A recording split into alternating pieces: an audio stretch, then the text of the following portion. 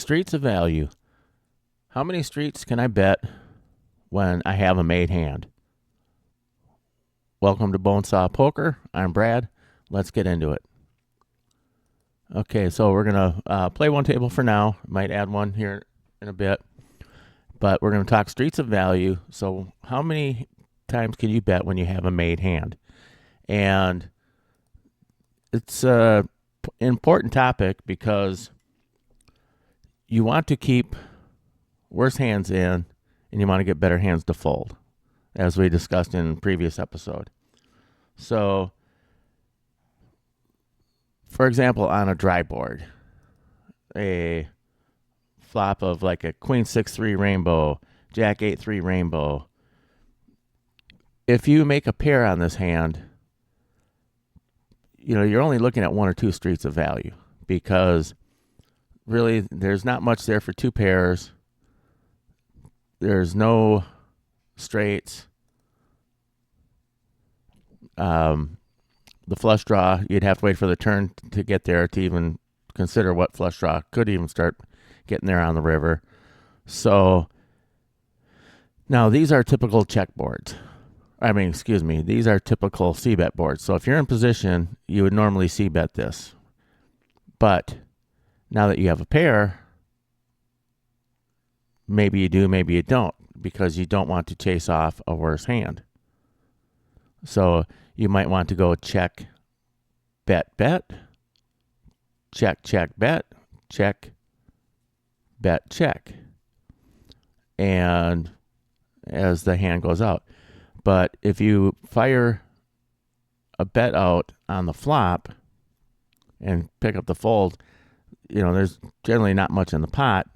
So you may want to check it because you're not going to get bet. The odds that you're going to be able to three barrel this are slim. The only way the money's going in is if you bet and they call, you bet and they go over the top and now you pile it in, okay, you might get it in there. But otherwise, once that flop rolls out, you kind of want to have in mind how many streets can you bet. And if you can only bet one, is the flop the one you want to bet? Or do you want to wait till the turn where you could bet a little larger, or wait till the river where people, even if it goes check, bet, you can put a bigger bet out because it's the river and than you could on the flop. It's just a psychological thing. So that's one thing to consider. And it depends on what your pair is. Now, on a queen 6-3, if you have ace 3, you might want to bet on the flop because find out whether they have the queen or not. Because if they continue, that doesn't mean they have the queen. If they go over the top, they do. Okay, so we got top pair out of position on 2 Broadway flop. All right, we're going to call this, and then we're going to check raise the turn. We're definitely check raising the turn. We're losing to 10 jack. The flush draw might be there, but we're going to start putting money in. That is just horrible. Well, we can't do that anymore. We're not getting paid here. Yeah. Guess we should have check raised the flop. So it's hard for your opponent to have a pair as well, just because everybody whiffs 2/3 of the time.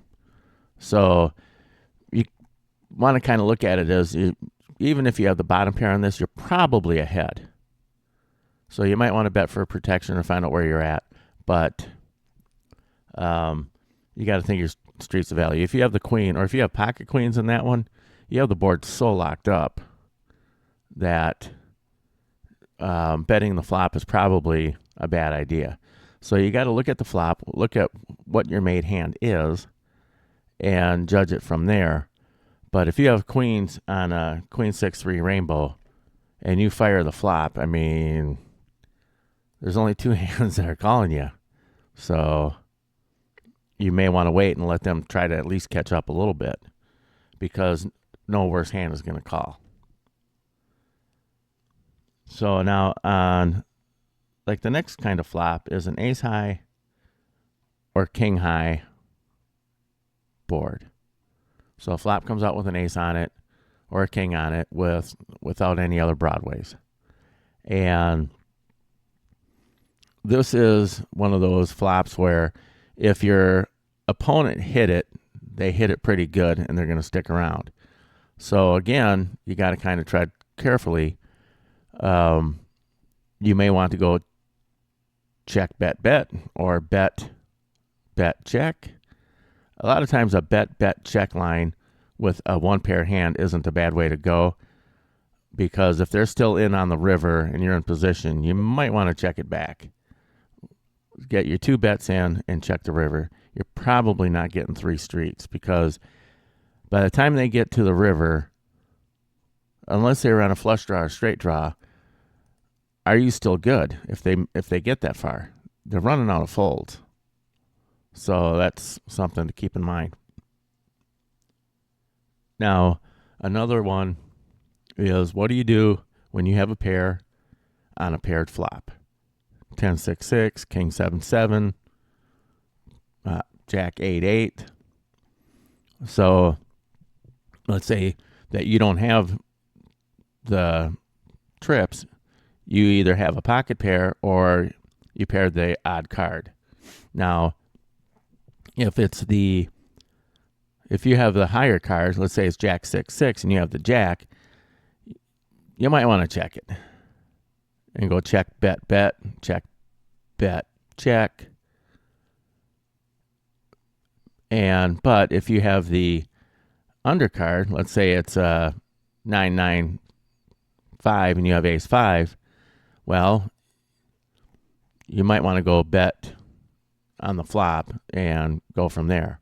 You're probably not getting 3 streets of value. You're probably getting just 2.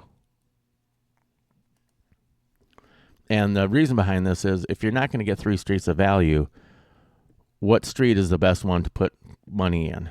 And that's kind of the thought process when you're looking at the flop. Do I fire now or do I wait till the turn or river?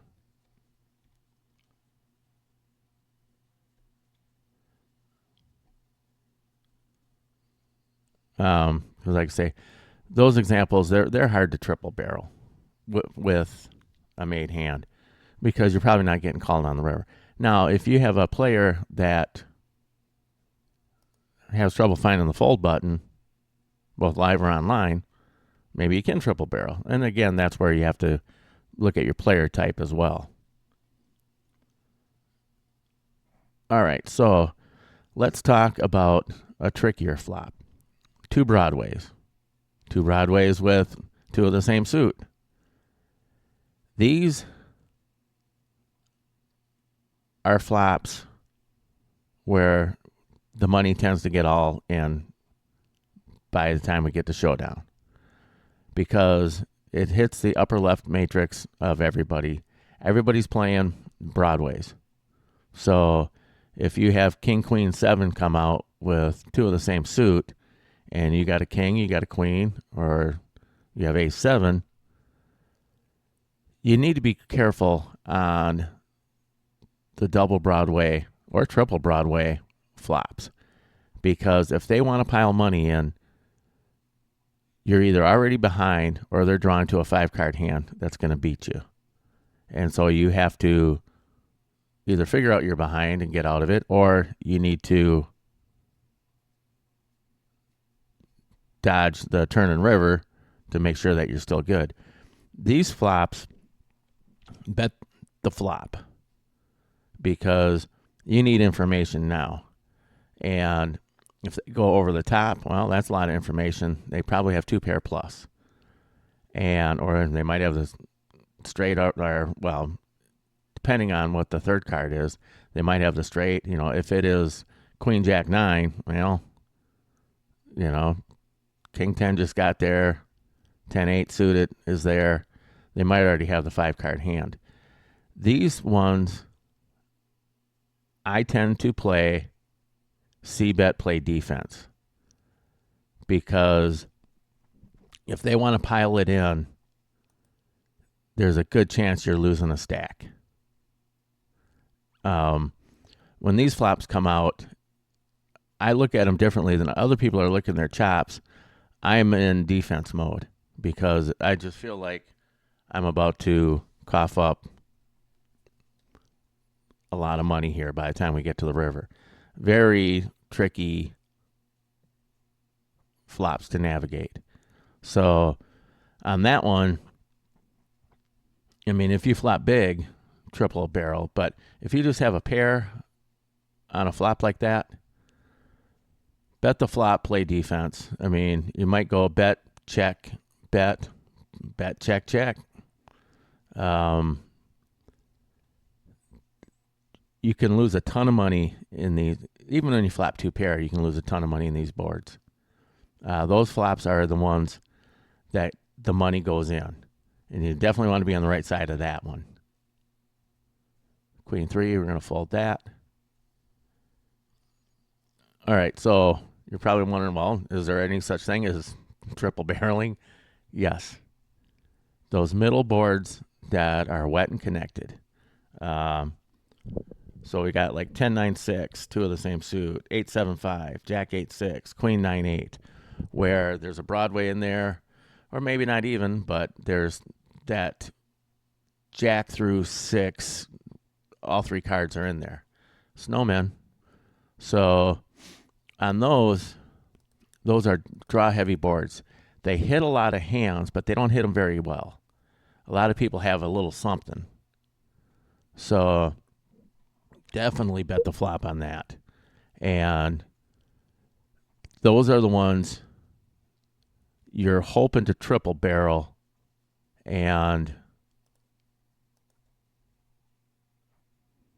but you got to be careful when they reaggress because a lot of draws are going to get there. You're hoping for a fairly decent run out. You know, if you got Queen 9-8 and there's two clubs on the board and you got ace queen, at this point you're probably ahead.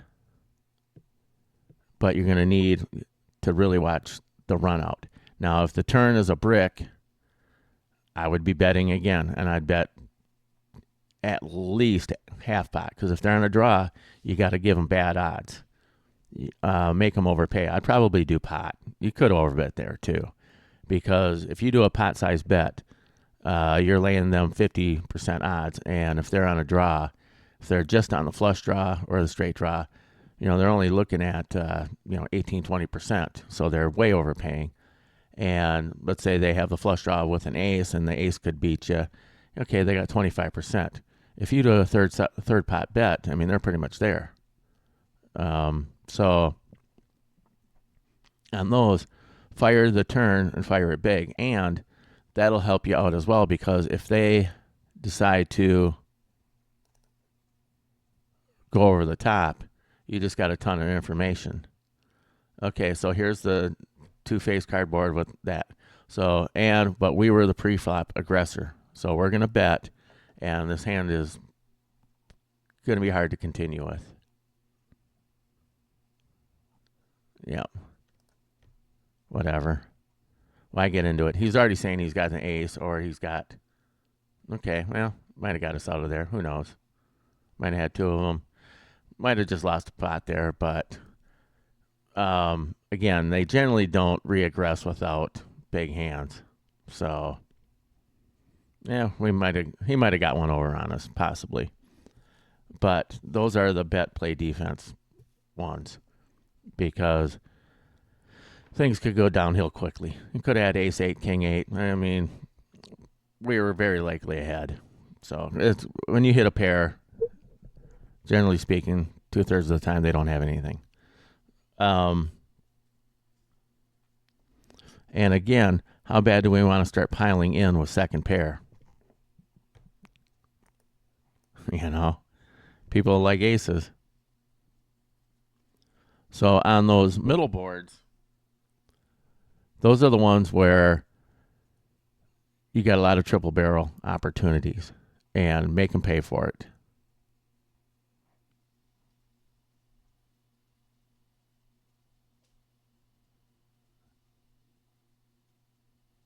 Okay, so that's about what I have written down for Streets of Value.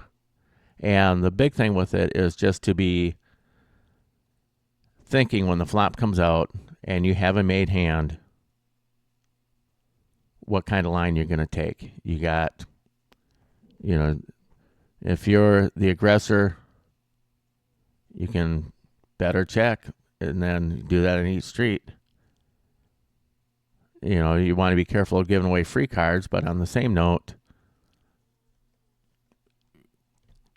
you don't want to chase off a worse hand. And the big thing is when you have value is you want worse hands to try to pay you off. So it's hard to get a worse hand to call 3 bets. Think about it from that kind of point of view, that, okay, if I have the best hand here, and he doesn't have a very strong hand, I'm probably not getting stacks in. So what can I get in that I can get called? I want to try to get the most I can out of this situation, but to think that you're going to get stacks in every time you flop a pair, that's just not happening. Pocket sevens. We'll call a small 3 bet with that, or not.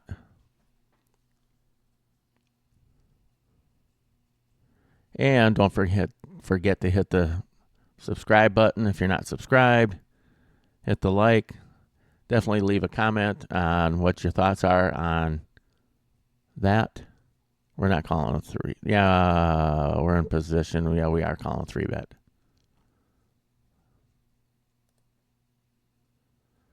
All right, so a 3 bet pot. Again, this is the double. We're going to have to call this down and hope we're good. In a 3 bet pot, it's hard to fold a pair.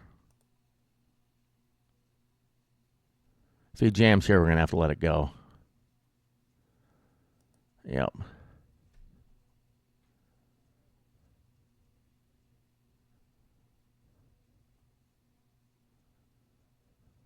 All right, well, I lost a little bit on that one. But in a 3 bet pot, when you catch a pair, it's hard to just fold off right away. You could argue I should have just called it off. But, well, kings, maybe we can win a pot here.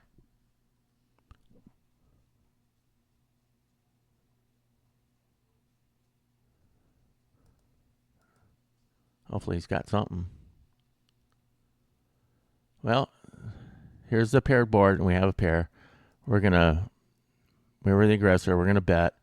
Now, if he goes over the top, we're just going to have to run with it, okay, and realize our equity. Well, lost big pot, and win small pots. It's not how you do it.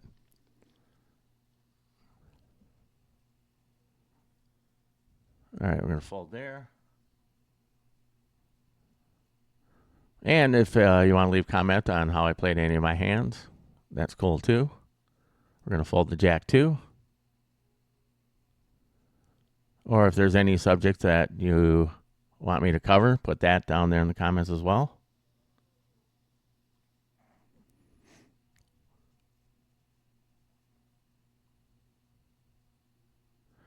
So I don't know. That couple hands there, if they had it, nobody's getting out of line. So they could very well have had it both times, because there's nobody here that's playing reckless. So got to keep that in mind.